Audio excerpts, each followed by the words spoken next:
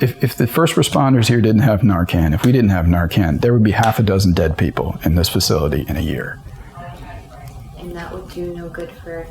I mean, think about that statistic. Here, it's horrifying. Sorry.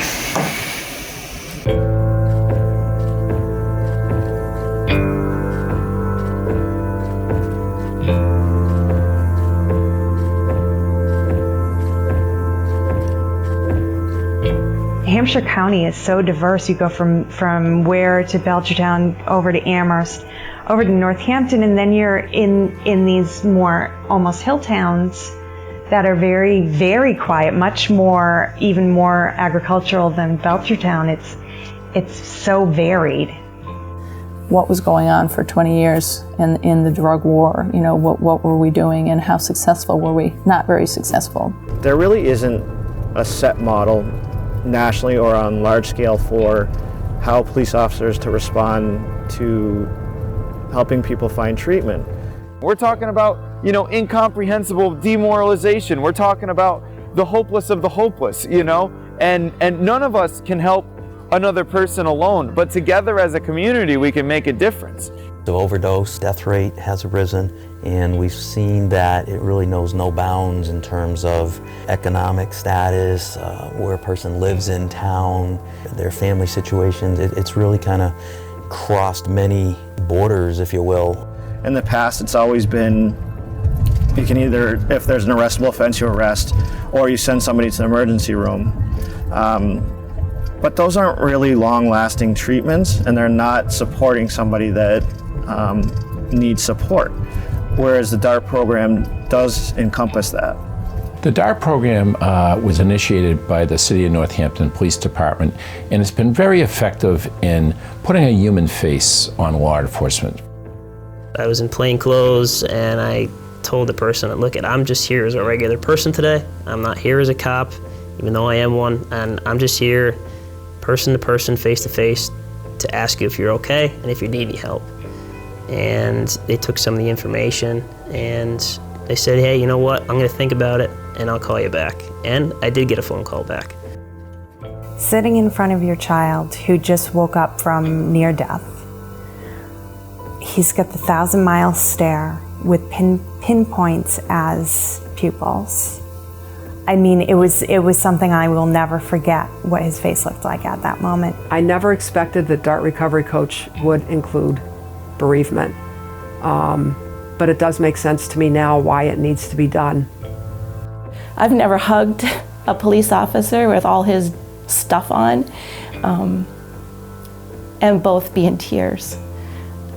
So that was just very moving for us to see that they cared so much.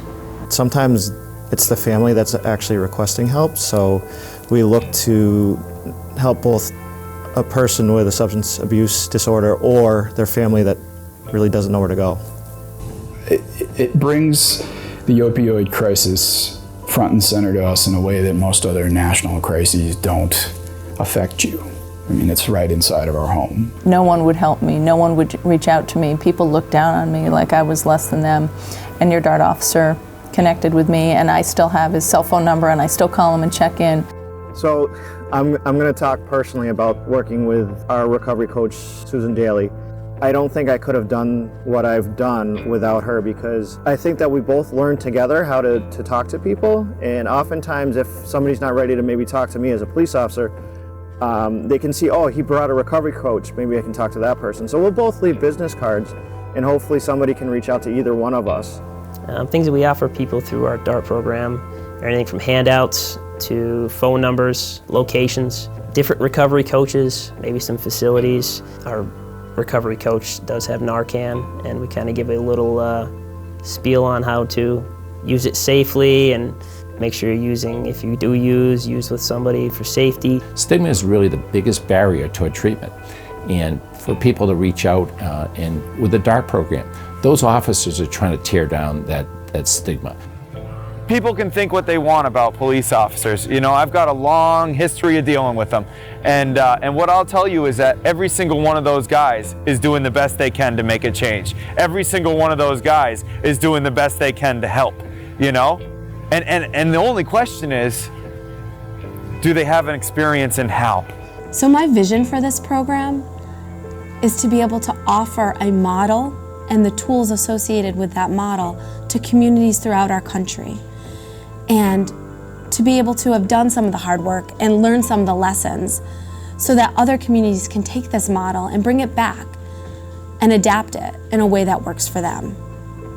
So through time, and as we build this, and as we capitalize on our successes, and as we learn from our challenges, I really hope that what we will provide to our country and to our community is something that is effective, is innovative, and is part of the solution. It's not the only solution, but it's part of the solution.